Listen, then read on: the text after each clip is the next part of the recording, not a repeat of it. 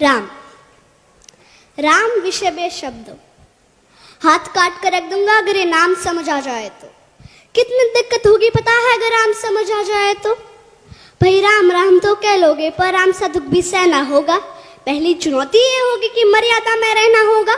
और मर्यादा में रहना मतलब कुछ खास नहीं कर जाना है, बस त्याग को गले लगाना है और अहंकार जगाना है। अब अपने राम लला के खातिर इतना न कर पाओगे, अरे शबरी का जूठा खाओगे तो पुरुषोत्तम कहलाओगे। काम क्रोध से भीतर रहकर तुमको शीतल बनना होगा। बुद्ध भी जिसके छाव में बैठे ऐसा पीपल बनना होगा। ये सब वह भी शून्य में रहकर प्यारे, तभी तुमको पता चलेगा थे कितने अद्भुत राम हमारे।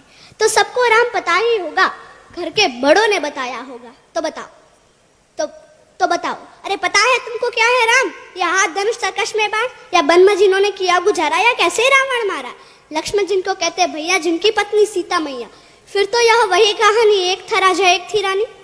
क्या सच में तुमको राम पता है, या वह भी आके हम बताए? या तुम लोगों के नाम जपो में पहले सा आराम नहीं, या तुम लोगों के नाम जपो में पहले सा आराम नहीं। इस जबरदस्ती के जय श्री राम में सब कुछ है, बस राम नहीं। अरे पल पल हंसना भी है और पल पल रोना भी है राम। सब कुछ पाना भी है और पाकर खोना भी है राम। ब्रह्मा जी के कुल से होकर जो जंगल में सोए हो, जो अपनी जीत का हर्षो रावण की मौत पे रोए हो, शिव जी जिनकी सेवा खातिर मारुत रूप में आ जाए, शेष नाग लक्ष्मण बनकर जिनके रक्षक हो जाए, और तुम लोग काम क्रोध छल कप अहंकार सीने से लगा के सो जाओगे, तो कैसे भक्त बनोगे उनके, कैसे राम समझ पाओगे? अघोर क्या है पता नहीं और शिव जी का वरदान चाहिए। ब्रह्मचर्य का इल्म नहीं और इन भक्त स्वरूप हनुमान चाहिए। भगवा क्या है क्या ही पता, पर लहराना सबको होता है। भगवा क्या है वही जाने जो भगवा ओढ़ है सोता है। राम समझना है ना तुमको?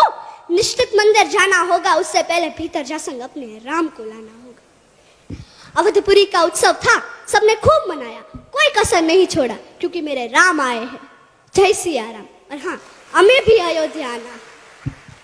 मैं सनातन धर्म की योद्धा आद्याबा जाडेजा। भारत संतों की भूमि है, इसलिए तो कहते हैं कि भारत जमीन का टुकड़ा नहीं। भारत जमीन का टुकड़ा नहीं, जीता जागता राष्ट्रीय पुरुष है। हिमालय मस्तक है, गौरी शंकर शिखा है, कश्मीर किरट है, पंजाब और बंगाल दो विशाल कंधे हैं, विंध्याचल कटी है, नर्मदा करगनी है, पूर्वी और पश्चिमी घाट दो विशाल जंघाएं हैं, कन्याकुमारी इसके चरण है, सागर इसके पखारता है, पावस के काले काले मेघ इसके कुंतल केश है, चांद और सूरज इसकी आरती उतारते हैं।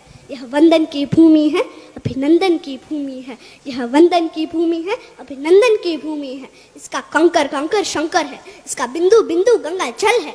हम जिएंगे तो इसके लिए, हम मरेंगे तो इसके लिए, और मरने के बाद भी यदि गंगा में बहती हुई हमारी अस्थियों को यदि कोई कान लगा कर सुनेगा तो केवल एक ही आवाज सुनाई देगी, भारत माता की जय, भारत माता की जय।